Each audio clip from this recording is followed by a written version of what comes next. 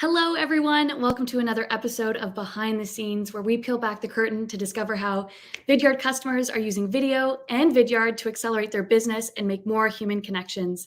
My name is Olivia. I'm a media specialist at Vidyard, and today I will be your host. I get the opportunity to chat with the Director of Sales Training and Enablement for McGraw Hill International, Kevin O'Hearn.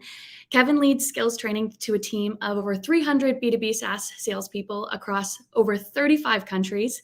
He prepares them for the personalized, needs-based selling that is required in this new remote virtual selling environment. And naturally, video takes a key role in this. So let's get Kevin on here. Kevin, how you doing? Good. How about you? I'm doing well, thanks. Coming in from Toronto? Yes, indeed. Excited to be here. Lovely day in the city so far.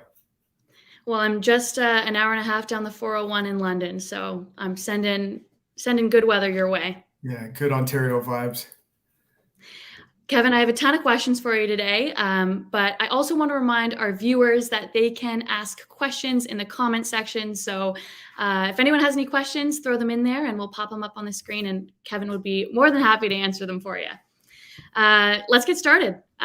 Tell us about McGraw Hill and what your customers love most about your company.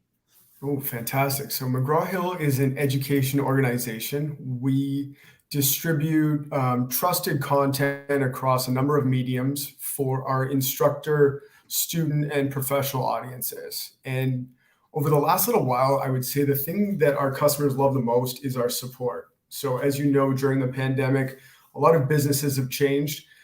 We saw a lot of instructors move to digital. We have a very significant percentage of our revenue is digital now. And not all of them were totally willing, ready right up front, bad experiences with digital learning in the past. So our hands-on support has been something that our instructor community has really appreciated. And we get a lot of really good feedback about it.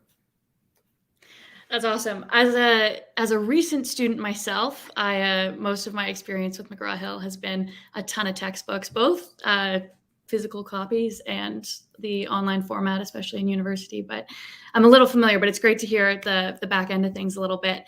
When it comes to using video, where did it start at McGraw Hill? So what were the original goals or the problems that you were trying to solve?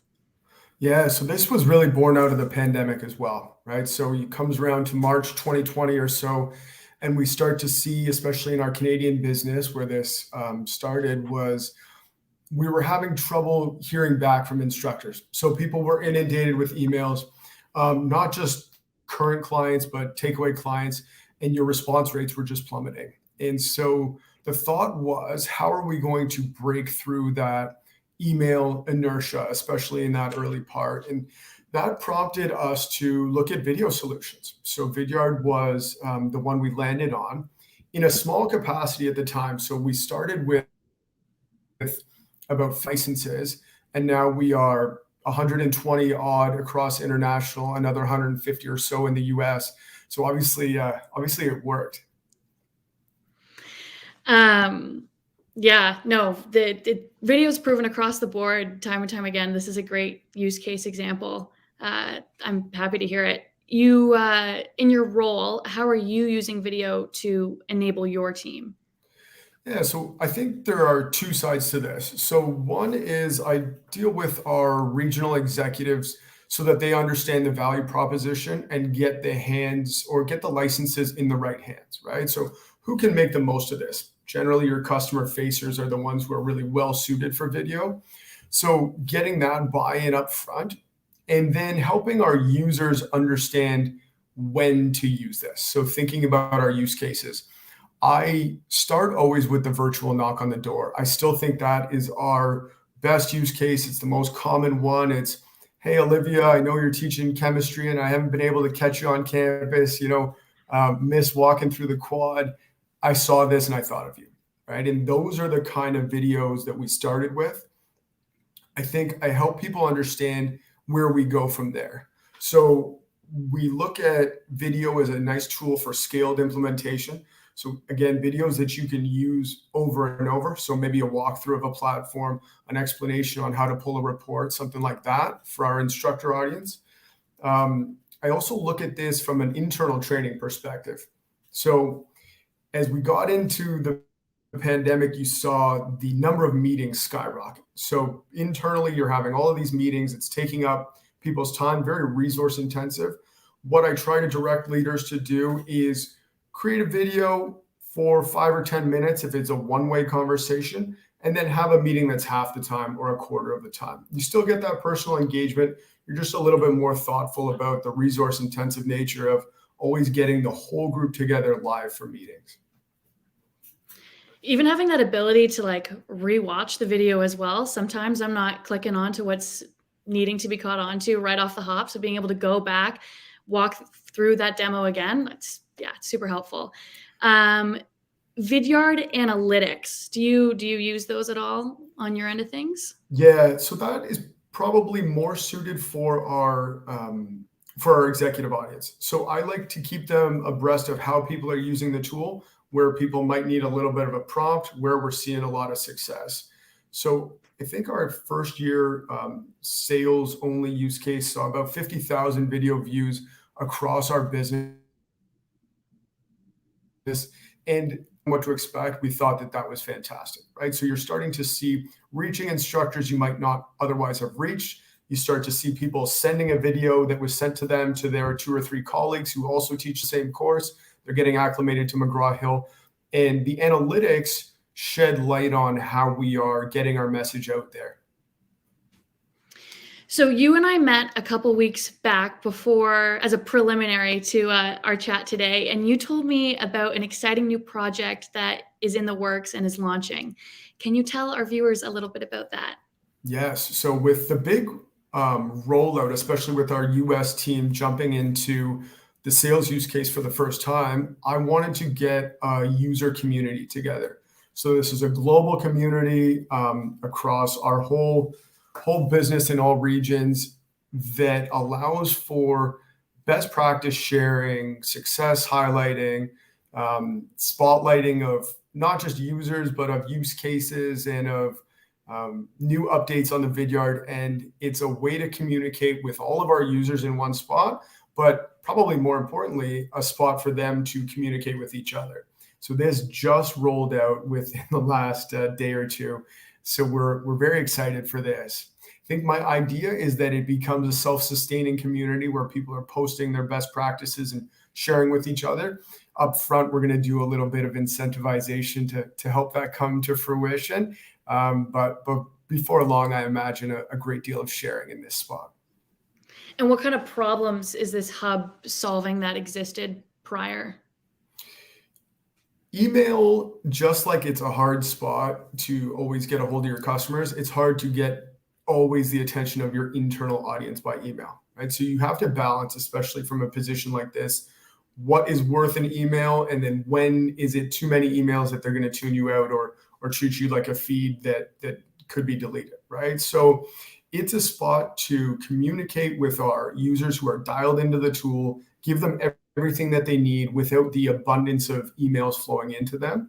So that was a big part of it. And the other part is really making updates to the platform. There are little things that are improving all the time, and I might get an understanding of them from our customer success teammate, but our group of 100 plus users isn't always going to catch them on the first go or know that they're there. And this is a good way for us to spotlight not just anything that is new, but things that are new and particularly relevant for the job that we do, the industry we're in, the audience that we have. In this new world of like asynchronous working as well, the idea of having a self-serving hub is Yeah, that's so ideal. We talked about using video for sales enablement as well as internally. What about for a marketing use case?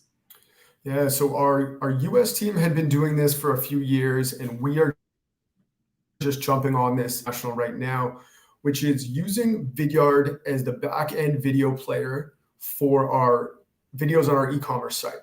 So all the videos where people view about our platforms and our tools and our support, because they are Vidyard videos, you get the back end analytics, so you know where people are clicking and you know where they're heading and how we can help them more in the future.